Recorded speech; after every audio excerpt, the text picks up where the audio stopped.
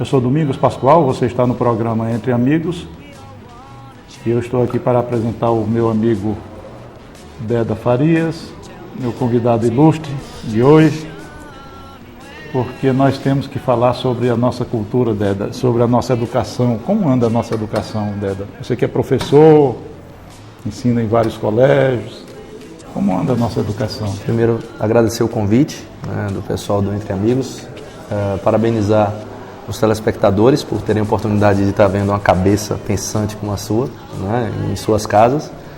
E em relação à educação, Pascoal, o que nós vemos é uma dinamicidade muito grande. O mundo hoje, os processos estão muito acelerados e a educação também. Então, se nós fôssemos comparar a educação de 20 anos atrás, que essa eu acompanhei, então nós vemos que é uma mudança absurda. E aqueles que se perdem no processo, se perdem no tempo, depois não conseguem mais acompanhar. A gente conversava outro dia que a quantidade de informação, e a educação gira em torno da informação, nos séculos XVI ou XV, ela duplicava a cada 100 anos. Hoje em dia nós vemos isso acontecendo a cada 2, 3 anos. Sem dúvida. E a educação ela tem que acompanhar isso. E está acompanhando? Em termos, claro que nós vemos uma evolução muito grande no que diz respeito à parte pedagógica, à didática e etc. Mas existem muitos vícios ainda que nós temos certeza que atrapalham bastante, como é o caso do clientelismo. Algumas escolas, hoje nós temos a rede de educação dividida em pública e privada.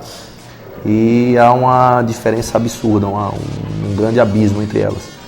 A rede pública depende de investimentos públicos, então depende dos gestores públicos. Então, às vezes, funciona bem municipalmente, mas não funciona bem estadualmente ou na esfera federal, ou os dois.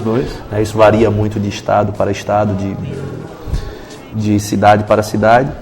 E enquanto que as escolas particulares ficam reféns, como eu disse, ficam reféns do clientelismo. Então tem que tratar o aluno não como uma pessoa que ele vai preparar para o mercado de trabalho, ou para a vida, ou para o mundo, mas não podem se esquecer que é um cliente.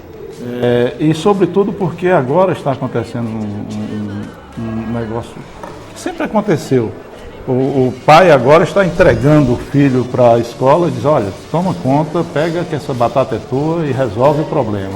Eu costumo dizer, enquanto professor, e às vezes eu converso com meus alunos, que eu ensino uma matéria que é um pouco ingrata, que é inglês, e geralmente as pessoas vão para a sala já com conhecimento de inglês de um curso particular ou coisa parecida.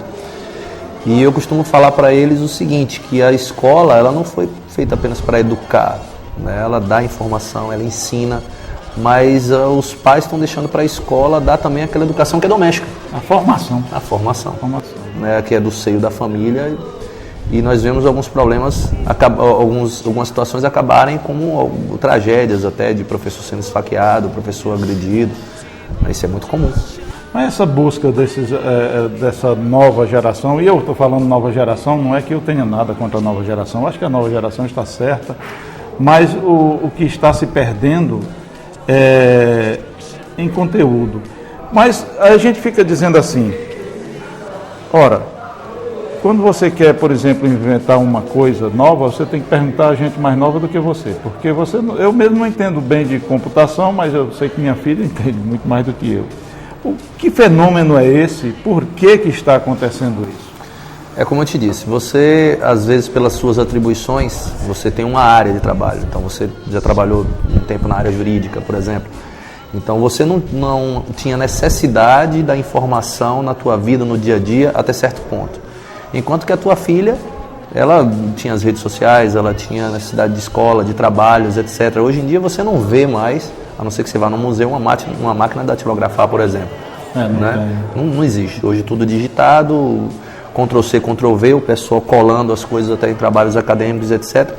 Então, quando você sentiu o interesse ou sentiu a necessidade de ir para o mundo virtual, seja com acesso à internet, seja com a digitalização de documentos ou o que mais venha a surgir como necessidade, você já tinha um volume de informação muito grande para tentar equiparar. E pegar mais essas ainda. E pegar mais as novas. Enquanto sua filha ela foi pegando de maneira gradativa, sem contar que é aquela história, né? Você quando tem um cérebro um cérebro fresco, um cérebro com pouca informação, a captação, o aprendizado daquela criança, aquele jovem, é muito mais fácil para ela, que já vive nesse mundo, do que para você.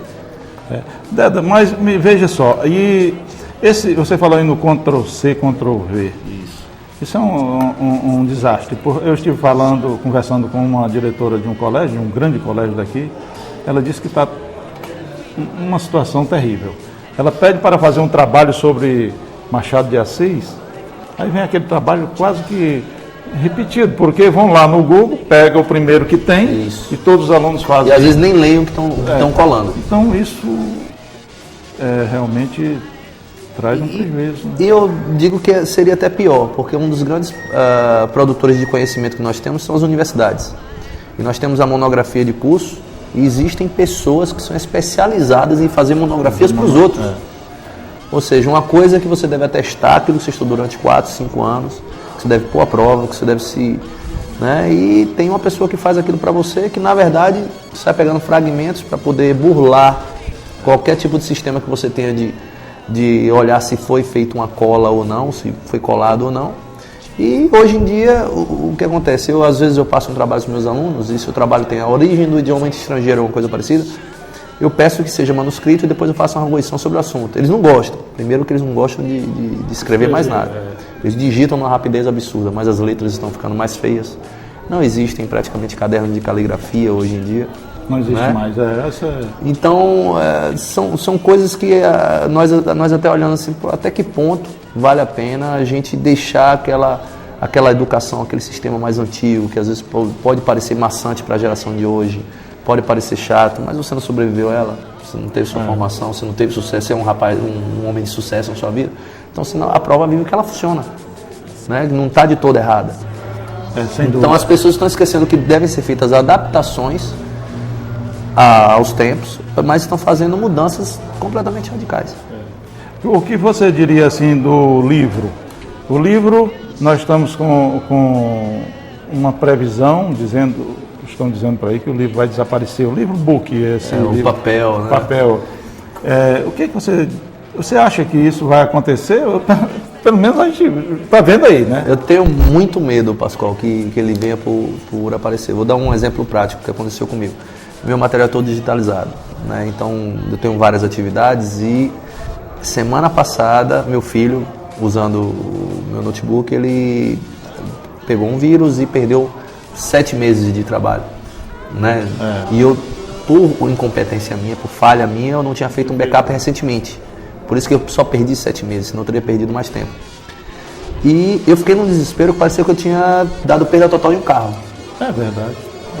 No desespero que eu fiquei, por causa da quantidade de informação importante que eu tinha ali, do tempo que eu perco e etc. E eu acho que nessa questão que você está falando do livro digital, tudo também vai ser digitalizado. Hoje você entra em bibliotecas nacionais, todas as obras estão lá, ou a maioria das obras estão lá. Então, eu acredito que isso vai acabar acontecendo, embora não concorde, em função porque você ainda lê um livro, porque você ainda se lembra como é gostoso você cheirar o livro, cheirar a tinta, você ter aquela sensação tátil do papel. Mas isso não é uma coisa que seu neto vai ter. Ele não vai pegar num livro durante tanto tempo para poder ter depois um acesso ao livro por saudosismo. Então, eu acredito que enquanto uma geração que hoje tem 40, 50, 60 anos estiver viva, papel ainda vai ser procurado. Você acha que 60 anos? Eu acredito que mais ou menos isso. Porque é quando justamente entra essa geração que teve pouco contato com o papel e que vai olhar o papel como uma coisa atrasada, pesada. Segunda-feira eu assisti uma palestra aqui do nosso presidente da academia e ele disse que eram 20 anos. Que eram 20 anos. Eu não duvido, porque algumas coisas estão acontecendo tão rápidas, tão rapidamente que a gente não consegue dar conta. Nós fazemos uma previsão, ninguém diria em 95, foi quando chegou o celular aqui na nossa cidade. Em 95, ninguém diria que hoje em dia todos teriam celular. Era uma coisa difícil como toda. Que pena, né? O papo estava bom, mas chegamos ao final.